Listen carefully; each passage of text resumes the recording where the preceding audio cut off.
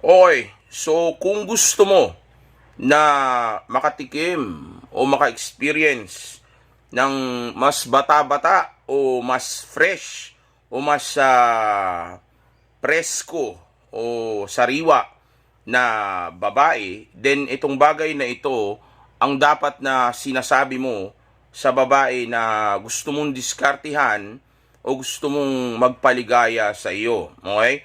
Pero bago ang lahat, hayaan nyo munang mag-disclaimer muna ako para nang sa gayon ay maging malinaw muna sa mga nanonood sa atin kung sino ba yung mga batang babae na tinutukoy ko sa video na ito. Okay, well, alam naman ng karamihan na ako ay anti sa pananamantala ng ibang mga kalalakihan sa mga minor de edad na babae. Okay, so hindi ito yung mga babae na tinutukoy ko dito sa video na ito, kundi yung mga babae lang na legal age na. Okay, ibig sabihin 18 pataas. Okay, pero mas bata sa iyo o dito sa nanonood ng video na ito, yung babae na tinutukoy ko dito. Kaya nga ang tawag ko ay mas batang babae. Okay, so malinaw na yan. Wala tayong intensyon na ang targetin o ang ma-experience natin dito ay yung mga babaeng mga minor de edad nga o yung mga illegal pa. Okay, so dun tayo sa legal. Okay, so ano ba yung bagay na gusto kong sabihin dito sa video na ito para matutunan ninyo at nang sa gayon ay maka-experience o makatikim kayo ng isang malupit na experience sa mas fresh, mas maganda, mas mabango, mas energetic at mas masarap kasama na babae o mas masarap kasama na mga mas batang babae. Okay, well, actually, ang bagay na gusto ko matutunan ninyo ngayon dito sa video na ito ay yung salitang chemistry o salitang sabihin nating connection, salitang rapport, salitang familiarity o yung sabihin nating salitang mabilis kang makapalagayan ng loob. Okay? So kung sa oras na ay sa oras na may makausap kang babaeng mas bata sa iyo, lalo na kung ito ay nasa edad ng mga kabataan pa lang ngayon, na legal na, okay?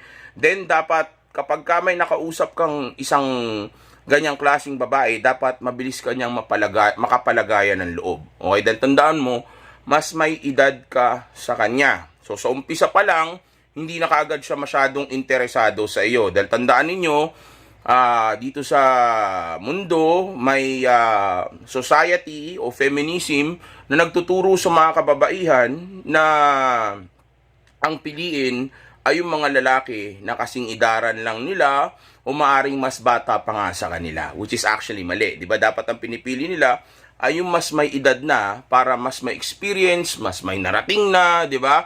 Mas mature na, diba? Mas marami ng alam, mas may napatunayan na, diba? So dahil sa feminism, binabaliktad nila yan. Okay, bagay na na-explain ko naman na ng ilang ulit. Okay, dahil ang pag-uusapan lang muna natin dito ay kung paano nga didiskartihan yung mga ganitong klaseng lalaki. So, since ganyan tinuruan yung mga kababaihan na to, kung paano itrato yung mga lalaking mas may edad sa kanila, o kung paano tingnan itong mga ito sa TV, sa radyo, sa social media, sa paligid, sa school, okay? So, since ganyan sila i-train o ganyan sila nilason yung mga utak nila, then, of course, pag nalaman niya, o since alam niya na mas may edad ka sa kanya, pagdating dun sa romantic, medyo pigil siya. Pero pwede pa rin siya magka-crush, pwede pa rin siya magpantasya, pwede pa rin siya maging interesado sa iyo. Pero most of the time, okay, yung mga ganitong klaseng babae, lalo na kung hindi siya ganun ka-attracted sa iyo physically, okay, yung mga ganitong klaseng babae, hindi sila ganun ka-interesado o ganun ka-open sa mga lalaking mas may edad sa kanila. So, para mas maging interesado sila, o para mas maging palagay ang loob nila, o maging komportable sila sa iyo, kahit na mas may edad ka pa, okay? Din ang bagay na dapat na mayroon ka ay yung mga na-mention ko nga kanina, okay?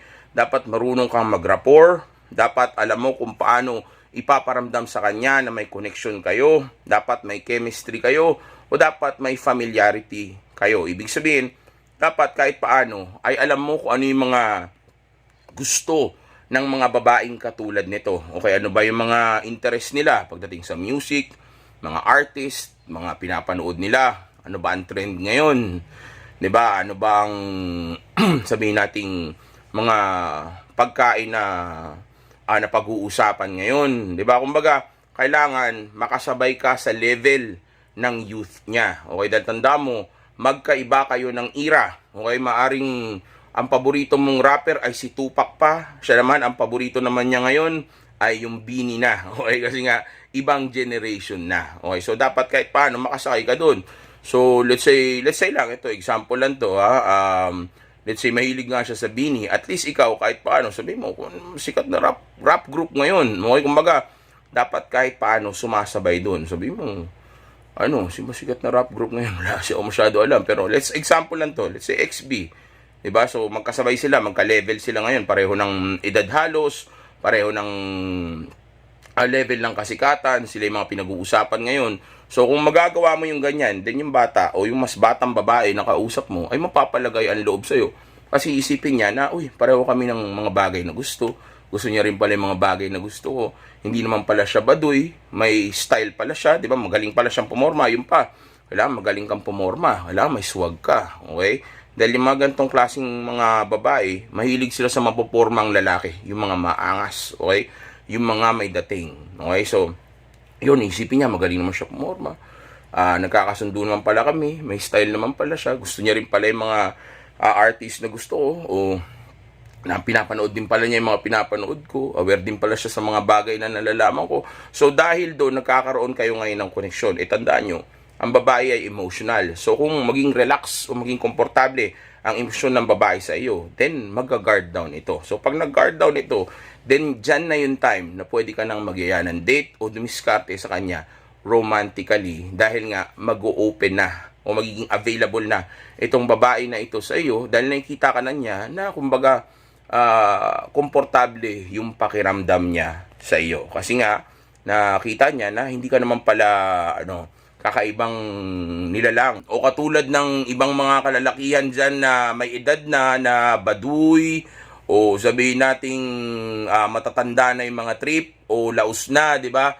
So, kumbaga, ang ipapakita mo sa kanya dito ay age doesn't matter. O edad lang yung tumanda sa akin. Pero yung style ko, yung personality ko, yung mga interest ko, yung personality ko, still updated pa rin ito. Okay, never ako naging outdated. So, to lang, so sobrang cool ko, kahit yung mga bagay na hindi mo pa nalalaman, mas alam ko yun sa'yo. Okay, pero, syempre, pag nakakwentuhan mo siya, ikukwento mo rin sa kanya yung mga bagay na nalalaman mo, na hindi niya pa alam, na kahit na hindi trend ngayon, o bago ngayon, o sabihin natin kahit na parte yun ng ira mo, o sa panahon mo yun natutunan, i-open up mo pa rin sa kanya. Pero not all the time. Most of the time, makinig ka lang sa kausap mo o sa kanya, tapos tsaka mo i-connecta sa kanya yung mga nalalaman mo. Like for example, sinabi niya, napanood mo, ganito, sinabi niya, kunyari, nakita mo na yung notebook niya ay may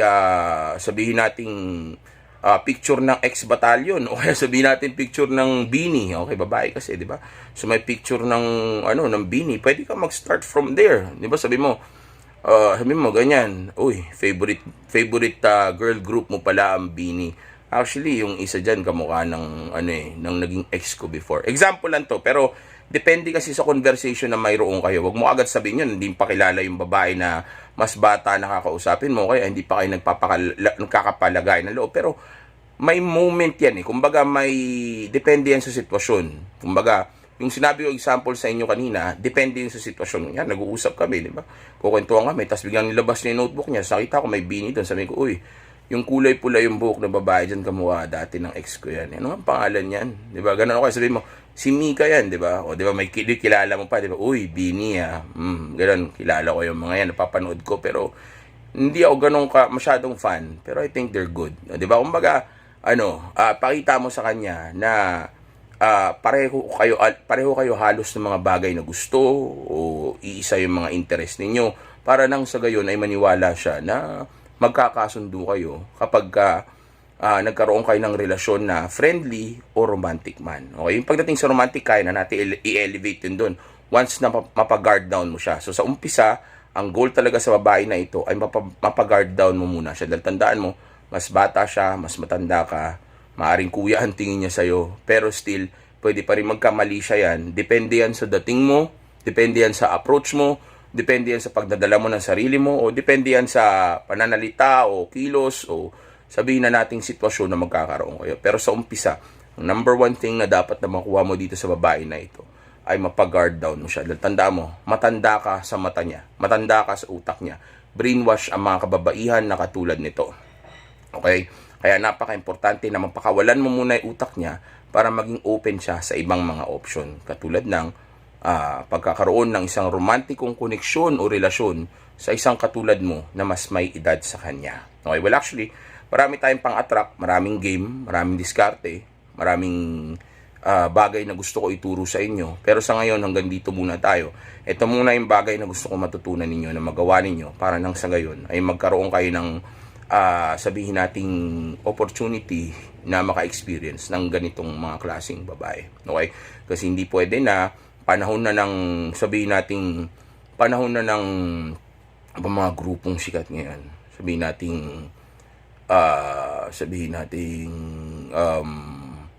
panahon na ni ngayon ni Chris Brown. Okay, si Chris Brown mo pinakasikat na performer ngayon.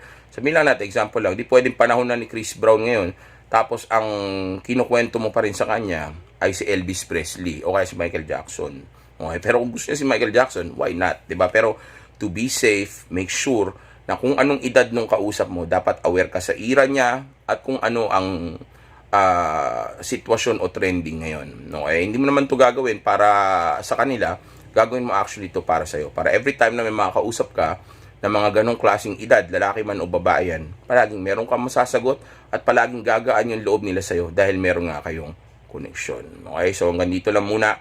Again, safe X is the best X. Okay, at again, ang tunay na purpose o sabi natin tunay na goal natin ay hindi naman yung mga babae. Okay, ginagawa lang natin to para hindi kayo magkaroon ng problema sa babae. Okay, pero ang tunay na goal natin ay of course ay ang mag-focus sa grinding purpose natin, self-improvement at abutin ang tunay nating mga potensyal. Stay!